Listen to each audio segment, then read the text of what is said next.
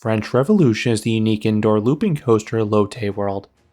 Built by Vekoma, the ride weaves its way through a decent chunk of the park. While visually stunning, is the layout actually enjoyable? Find out in this review. Lotte World Adventure in Seoul, South Korea opened in 1989.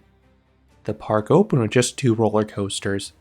The larger of the 2 is the subject of this video, French Revolution.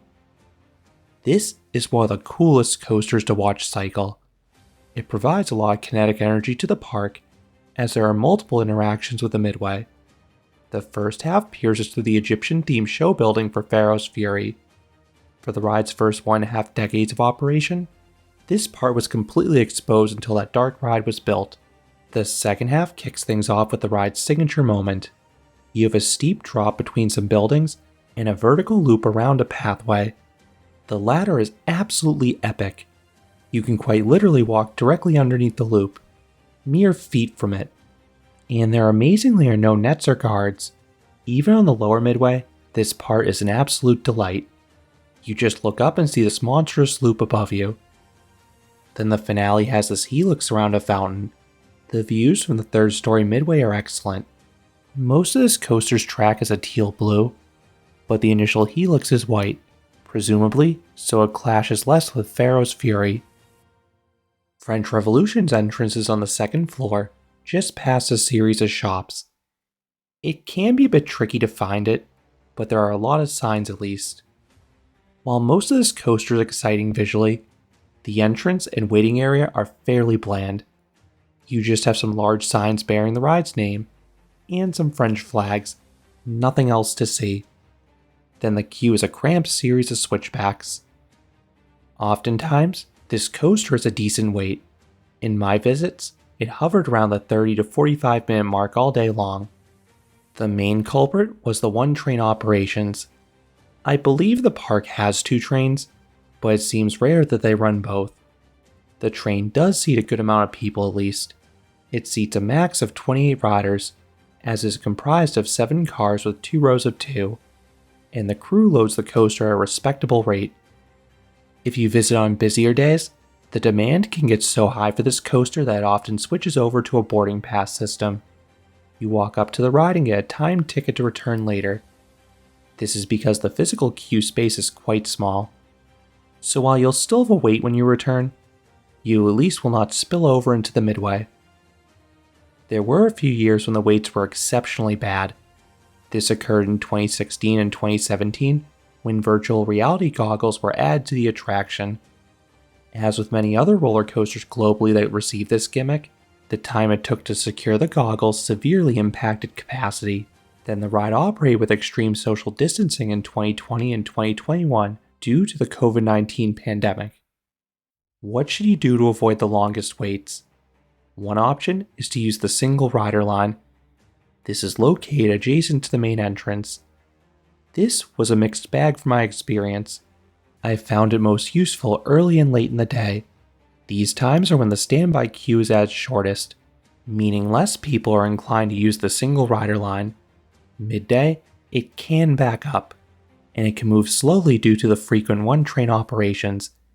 Expect maybe 2 or 3 single riders max to be accommodated per train. Another option is to head here early.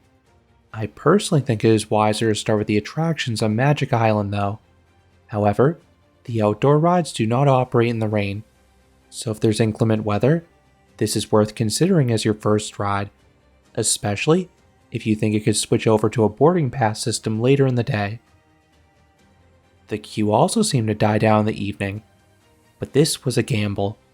The line will close early so the last cycle goes out right before park close. The ride's entrance sign will have some tentative hours posted for French Revolution, but this is merely an estimate when they think they'll close the queue. It could close even earlier if the ride's queue gets backed up. This coaster is also available as part of the park's Magic Pass Skip the Line system. French Revolution is available as a one-time skip in all tiers of Magic Pass. You can only use it once though per Magic Pass. You are routed directly to the station, often boarding the next train, so it is a major time saver, and you often get first pick of seats over the standby line.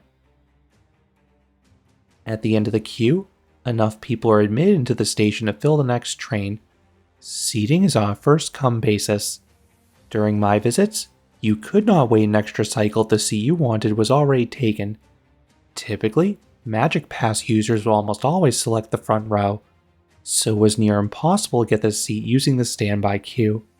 That being said, I think the back row offers the best experience by far. It is worth noting the gates for the final car are hidden behind a column in the station, so many guests don't even realize there's an extra car back there. I think you get better forces in the back car, particularly in the ride's largest drops. This row can be a bit joltier though, which can be problematic for smaller riders. Even though the trains were upgraded in the early 2000s, the ride still features over-the-shoulder restraints. Smaller riders could experience headbanging on a few transitions. There are some extra pads added by the ears to help mitigate this issue at least. I thankfully am tall enough that my head clears the top of the harness, so I personally am extra protected against headbanging. However, I would still love to see this coaster get upgraded with vest restraints in the future, like so many older loopers have, to eliminate the possibility of headbanging for everyone. Before boarding, guests are strongly encouraged to store all their bags and loose articles in bins in the unload platform. You can actually wear your glasses if you'd like, which is rare to see with a thrill coaster in Asia. Once dispatched, you turn ever so slightly left out of the station and ascend the lift hill. This lift is shockingly quiet, lacking the standard clickety-clack of most older loopers.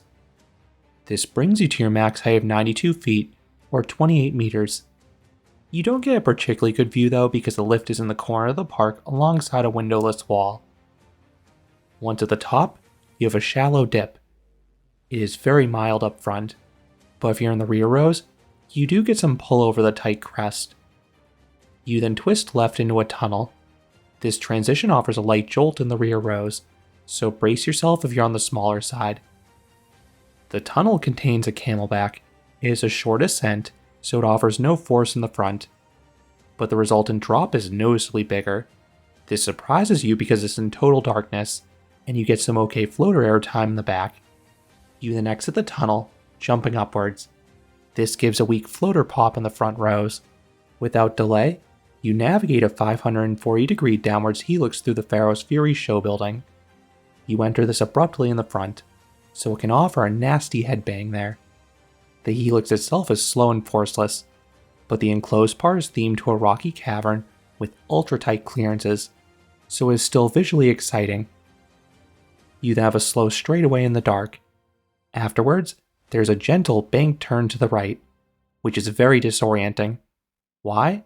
Because there's a series of rainbow lights rotating around you. This really messes with your eyes after the dark bit before it. You then emerge from the tunnel and have the ride's largest drop by far. It is a steep bank drop to the right. You get a smidge of airtime in the front, but the plunge is excellent in the back. You are really whipped down it, so you get a nice ejector pop and sudden lateral simultaneously. And as a bonus, the sense of speed is phenomenal since the drop is wedged between some buildings and ducts underneath a pedestrian bridge. Then you careen through a vertical loop. This offers solid Gs throughout, but you get some additional forces depending upon where you sit. The front is really pushed into the start of the loop. The middle gets a little hang time at the apex when the train slows down briefly, and the back is yanked through the end of the loop. And it is cool if someone is standing beneath you on the bridge, because very few inversions get this close to guests. Next is an inclined S-bend. This transition unfortunately can offer some headbanging, particularly in front because you take the twists with more speed. Then you have another straightaway, this time past the load platform for the balloon ride. Then comes the finale. You have a steep drop into a helix. This offers a decent burst of air and back. The pullout is the roughest part of the ride though, as you sharply bank left in the entry to the helix. You are guaranteed to hit your head or neck here, regardless of how tall you are, so brace yourself. That helix is otherwise great. It is long and low to the ground, so it offers strong positive Gs, so much so that I started to gray out on all my rides. And you have the fun visuals as well if you have not lost your vision. You wrap around a fountain, and you get so close to the water on the left side that feels like your head will scrape over the surface. You then bank upwards, barely avoiding the ceiling once again. You then hit the brakes and return to the station, ending the 2,067 foot or 630 meter long experience. This coaster feels longer than that, but that ties into the pacing. This coaster's pacing is uneven. There are some slower bits, namely that first helix and the straightaways, but those parts do at least have some interesting visuals due to the interactions between other attractions and theming. Then the second half has some really intense moments. That is the stronger part of the ride by far. I have touched on this throughout the review, but the smoothness is not perfect. Since my head was above the over-the-shoulder restraint, I found the experience perfectly tolerable. The transition to the final helix was the only part that was a bit uncomfortable for me. Everything else was fine. But again, if you're shorter, you will probably find more parts and transitions unpleasant. What would I rate French Revolution? I would give this coaster a 7 out of 10. This is a good looping coaster. The layout is unique, which has its pros and cons. While there are a few tamer spots, I love the visuals along the way. Then that second half is fantastic between the drops, vertical loop, and the final helix. I love the power of those elements. I could see some finding this coaster a bit too jolty at points, but again, I found it perfectly tolerable. Those are my thoughts on French Revolution at Lotte World. What are your thoughts on this coaster? Let me know down in the comments. If you enjoyed this review, I would appreciate it if you gave this video a like, and you consider subscribing, because there'll be a lot more roller coaster and amusement park videos here at Canopy Coaster. Thanks for watching.